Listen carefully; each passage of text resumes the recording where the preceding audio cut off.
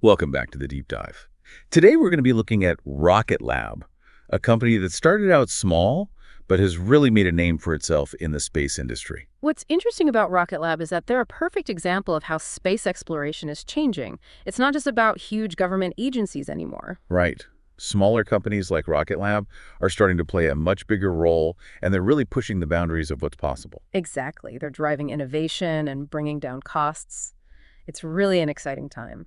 I mean, it's kind of mind-blowing to think that this company that's now launching missions for NASA and talking about going to Venus started with a guy literally strapping rockets to bikes. Yeah, Peter Beck, their founder, he's a self-taught engineer, and he's always had this incredible drive and passion for space. I think it's amazing that he started out just experimenting, attaching rockets to anything he could find. That's such a great story. And it sounds like New Zealand, where they're based, actually had pretty relaxed rules about space activities, which probably helped them a lot in Yeah. those early days. Yeah, the regulations there were surprisingly open, which allowed them to experiment and test things out quickly. It was the perfect environment for a startup like Rocket Lab. So from those early experiments, they developed their first big innovation, the Electron rocket. It's pretty tiny compared to the rockets we usually think of, but I hear it can still do some pretty impressive things. Oh, absolutely. The Electron is a real marvel of engineering. It proves that you don't need a massive rocket to get to orbit. And what's the deal with those Rutherford engines? I hear they're pretty special. They are. The Rutherford engine is a first electric pump-fed engine to ever power an orbital rocket. It's a game changer in terms of efficiency and control. Wow. And they 3D print these engines. That sounds super futuristic for something that's already launching stuff into space. It is. 3D printing has revolutionized rocket manufacturing. It lets Rocket Lab make changes to their designs, quickly produce parts whenever they need them, and it cuts down on waste a lot. Huh. It is a big deal when you're trying to keep costs down and stay agile. That makes sense. So it's not just about building cool rockets, it's about building them in a smarter way, too. Yeah. It seems like they're always looking for ways to push the boundaries, but they didn't just stop with the Electron rocket, did they? They took its kick stage and turned it into something even more versatile, the Photon satellite bus. The Photon platform is a great example of how Rocket Lab can adapt and innovate. It started as a simple way to give satellites a final push into their orbit, but then they realized it could be so much more. So it went from being like a delivery truck to being a whole spacecraft. Pretty much. Now, Photon can carry scientific instruments, do complex maneuvers, and even support missions that go deeper into space. That's amazing. Like NASA's Capstone mission, which is testing out a special orbit around the moon. That seems like a pretty big deal. It is. The Capstone mission is using Photon to test out an orbit for NASA's future Lunar Gateway station. It shows how Rocket Lab is moving beyond just launching things. They're building the tools for lunar and even interplanetary exploration. It's incredible how they're opening up space exploration to more than just governments and big companies. But they've also had to deal with more competition as they've grown, especially from companies like SpaceX. How has that affected them? Well, the rise of companies like SpaceX has definitely changed the game. It's put a lot of focus on reusability and keeping costs low, which are areas where Rocket Lab has had to adapt. But it's interesting because they didn't actually start out focused on reusable rockets when they first made the Electron. Yeah, I remember reading about those early experiments where they were trying to catch falling rocket parts with helicopters. That seemed kind of crazy at the time. Those helicopter tests were pretty wild, but they were really important for collecting data and figuring out how to make reusability work. They showed that Rocket Lab wasn't afraid to try unconventional things and take risks. And eventually, it led to a major breakthrough. The return to sender mission, where they successfully recovered part of an Electron rocket after it landed in the ocean.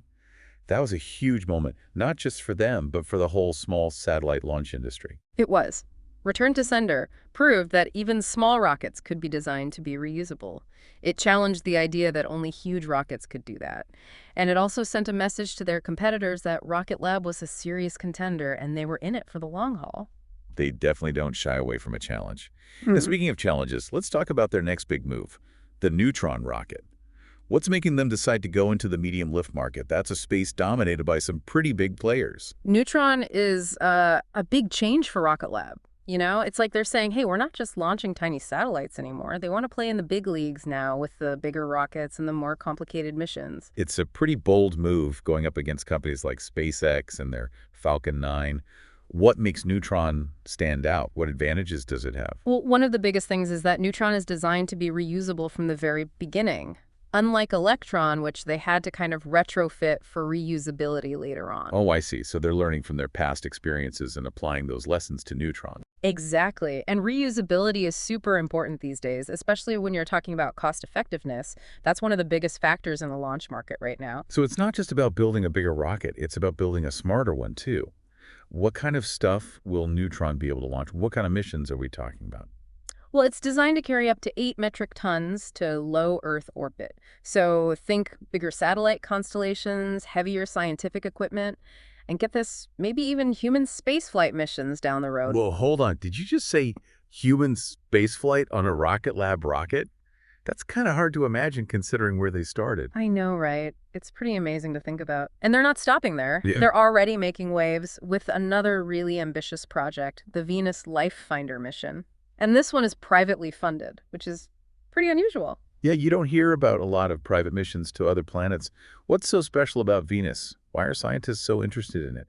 Well, Venus is kind of like Earth's weird twin. It's similar in size and what it's made of, but it's got this crazy greenhouse effect that's made the surface super hot, like really, really hot. Yeah, I've heard it's like the hottest planet in our solar system, Yeah. even hotter than Mercury. It is. But there are some scientists who think there might be life in the upper atmosphere of Venus where it's not so scorching. And that's what the Life Finder mission is all about. They're going to send a probe to look for signs of life, organic molecules, things like that. It's a risky mission for sure, but it could have huge rewards. It really shows how Rocket Lab isn't afraid to go for it.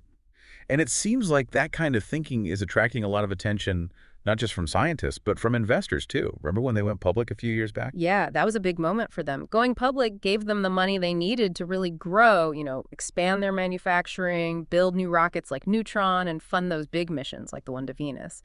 It also showed that they were serious about becoming a major player in the space industry. And the stock market seems to agree with that. Their stock has been doing pretty well, which means investors are confident about their future. Why do you think that is? Well, they've got a proven track record with Electron. They've got some really exciting new tech in the pipeline like Neutron and Photon. And they've got some seriously ambitious plans for the future like that Venus mission.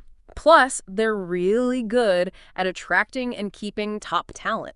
It sounds like they found that sweet spot between innovation and a smart business strategy, which isn't easy to do. And their success is part of a bigger trend we're seeing in space. It's called the new space era, right? What exactly does that mean? Yeah, the new space era is all about more private companies getting involved, lower launch costs, and a lot more innovation happening faster than ever before. And Rocket Lab is a perfect example of a company that's thriving in this new environment. They're making space accessible to businesses, researchers, and even countries that couldn't afford it before. It's a pretty big deal. It is. It's a really exciting time to be following the space industry. We're seeing all this new technology, amazing entrepreneurial spirit, and a lot of renewed interest in space exploration from around the world. And Rocket Lab is right there leading the way. Speaking of pushing boundaries, I want to go back to their focus on sustainability for a minute. Seems like it's a really important part of everything they do. It's not just talk either. They really walk the walk. Their focus on reusability is a big part of that, but it goes deeper than that. It's about their whole approach to how they design and build and operate their rockets. Their use of 3D printing probably helps with that too, right? Definitely. 3D printing lets them be really precise with their manufacturing. So they only use materials they need, and that cuts down on waste a lot. Plus, they can make parts right when and where they need them. So they don't have to keep huge stockpiles or ship things all over the place. So they're not just making space travel more accessible, they're making it more sustainable too, which is pretty cool. That sets them apart from a lot of other companies out there. But let's not forget that Rocket Lab is still a pretty young company. What are some of the biggest challenges they're facing as they keep growing? Well, one of the toughest things for any company that's growing super fast is keeping that same energy and that same scrappy can-do attitude as they get bigger. Rocket Lab has always been known for being really quick and innovative, not afraid to try new things. Yeah, like that whole strapping rockets to bikes thing. Yeah. So how do they hold on to that as they grow and become more, more corporate? Right. It's a tough balance, and it's something they'll have to be really mindful of. But they've shown that they're pretty good at adapting, so I'm optimistic. What do you think about their long-term vision? Where do they see themselves fitting into the whole future of space exploration? Are they trying to be the next SpaceX, or do they have a different plan? That's a good question.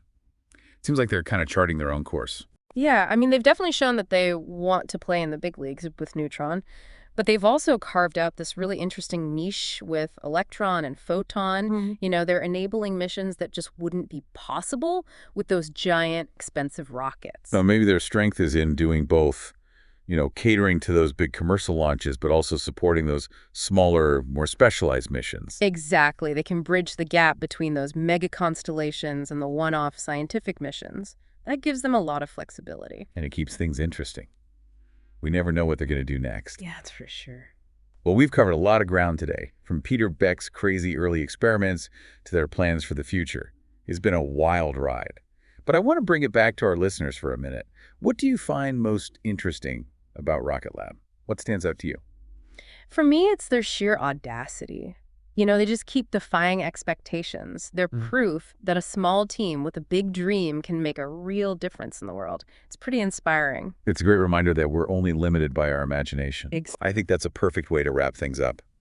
Rocket Lab's story is all about human ingenuity and determination and never giving up on your dreams. It's proof that when it comes to space exploration, the sky is definitely not the limit. And as you keep learning about Rocket Lab and the future of space, think about this. What role do you think private companies like them will play in shaping our relationship with space? Will we see more private missions to other planets? Will space tourism become the norm? What new technologies will emerge as space becomes more accessible? It's a future full of possibilities, and Rocket Lab is sure to be a part of it. Thanks for joining us on this deep dive into their amazing story. We'll see you next time for another exploration of the ideas that are shaping our world.